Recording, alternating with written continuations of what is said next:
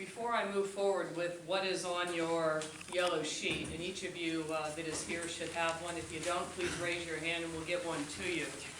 I'm going to go through this in some detail, and it may be a little bit dry, but I think it's important.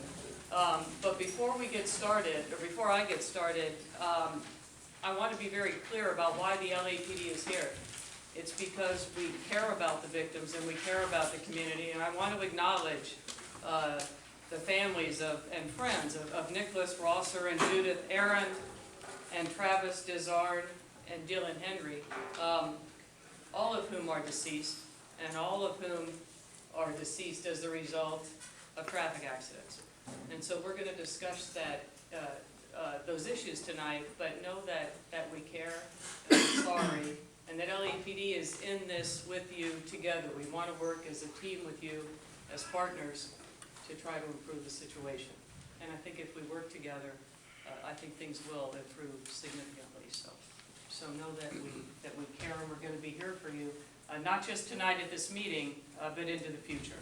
So if you could follow along, if you will, if questions come up as a result of this, please, on the pads that are going around, write your questions down. We will get them answered. If they don't get answered tonight due to time constraints, put your email down there if they're police related. I will assure you, you'll get a response. So what have the police officers been doing? What have we been doing, and what are we going to do in the future? We'll be deploying additional decoy vehicles in the area. Those will be police vehicles that are not manned, but they will serve as a traffic calming device. We will deploy our speed trailers more proactively on Palisades Drive. Most of you, I would expect, have seen those speed calming trailers on Sunset and on Pacific Coast Highway. They had a positive effect last year. We had significant reductions of traffic collisions on Pacific Coast Highway and on Sunset in 2008. So we will make a commitment to deploy those trailers on a more frequent basis on Palisades Drive. There's going to be a zero tolerance for speeding on Palisades Drive. And I mentioned here for youthful offenders, but given enforcement this weekend, which quite frankly we had every bit as many adult speeders as we did youthful offenders, it really is very much across the board and in all age categories. We're going to have a zero tolerance on Palisades Drive. No warnings, because it's gotten to a point that it's so serious that I think warnings, we've moved beyond warnings. We're going to increase enforcement on all the major thoroughfares on Palisades Drive. We're going to increase our educational outreach in this area. So if there are large meetings and community gatherings that you would like to have a police officer make a presentation on traffic safety, let us know, and we'll do our best to have somebody there. And lastly, we have reached out to, we have a group of reserves that ride motorcycles, and primarily they assist us in parades, controlling crowds at large venues at the beach.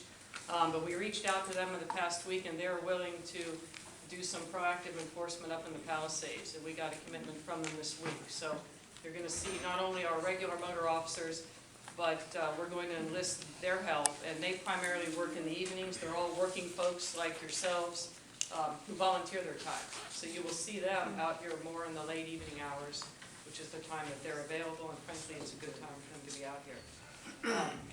We have a few recommendations. These are our opinions. You certainly don't have to participate in any of them, but they're opportunities. We have a Speed Watch program, and what is that? It's a program where we train you how to read our radar device, and you are posted out on Palisades Drive, and if you witness a violation, you take down with a partner. One of you is charting speed, the other one's writing it down. You write down the license plate, and we will do two things. We'll send a warning letter from the LAPD indicating to the family member there may be a situation where an adult is not aware that their child is speeding down Palisades Drive. But you, the community member, have observed it. We would send them a letter saying your vehicle was observed, such and such date and time, and we will keep track of that. So if we see these vehicles repeatedly by the community member, we'll take more proactive measures. So if any of you is willing to sign up to volunteer for that program. You can essentially set your own schedule. We'll train you, and you set your own schedule. But here's the caveat is this. We've had people volunteer in the past, and they attend a meeting like this. They volunteer for 1 week. We spend your tax dollars training them, and then we never see them again after the first week. So if anybody here is interested in that, it doesn't matter your age, do it as a family. But we would like a 6-month commitment, some reasonable schedule to be determined by you. Businesses, if there are businesses in the Palisades that would be willing to post wanted suspect information with regard to dangerous drivers or traffic safety information, we would encourage those businesses to contact us and make themselves available. You as community members can assist us with volunteering to provide and distribute traffic safety information both at your meetings, at your clubs, at events that you attend, and also via the internet. And surf the internet and share tips with one another, because there's great stuff all over the country that communities are doing that you would find interesting that you can pass on to one another with your group. So surf the net, I think you'd find some. If you want to see a funny one, log on to www.whosdrivingtonight.com. It's Texas. It's the Texas. It's got some very funny videos, but it's good stuff. And parents, and this is going to sound preachy, but that's it's essentially what needs to be done. I have over 20 years of law enforcement experience. The officers in the room are all very, very tenured.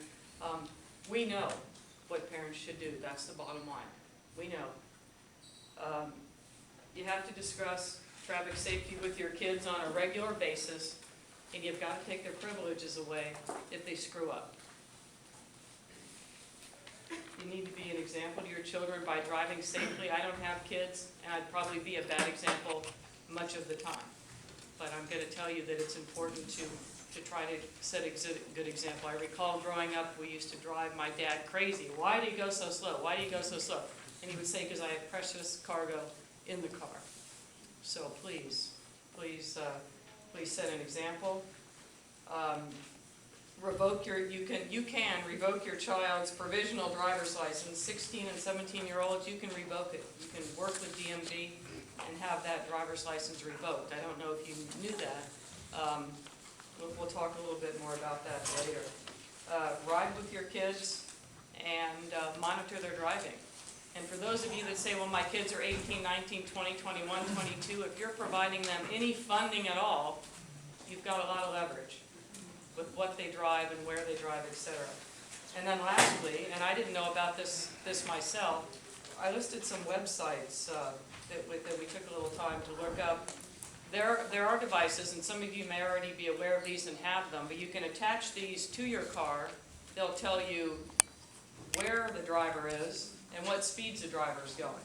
Now, if you have children here, do you have to monitor that every day? No, but you can say, hey, next Tuesday I might be looking, and I better not get bad news when I check that computer, because if I do, you're walking or you're taking the bus, which is dismal if you've got a long way to go. You're on a bike. So those are our suggestions, and they're just suggestions, and take them for what they're worth. But I think with some of this technology, there are a lot of things that you can do that will keep your kids safer, or keep your relatives safer, your friends and your neighbors. So know that we're going to be out here. You're going to see us on the weekends. We're not going to tell you when. That's the least pleasant for us. It's no fun, believe me, for our officers to get citations. I don't know if you knew this, but the money for citations doesn't go to the police department directly. It goes into the general fund. It can go anywhere. So there's no specific benefit to the LAPD, even though we have the largest budget. That doesn't come right back to us. So it's not pleasant to get a citation, but in this situation, we're going to be much more proactive until we're satisfied that the traffic is calm in these areas.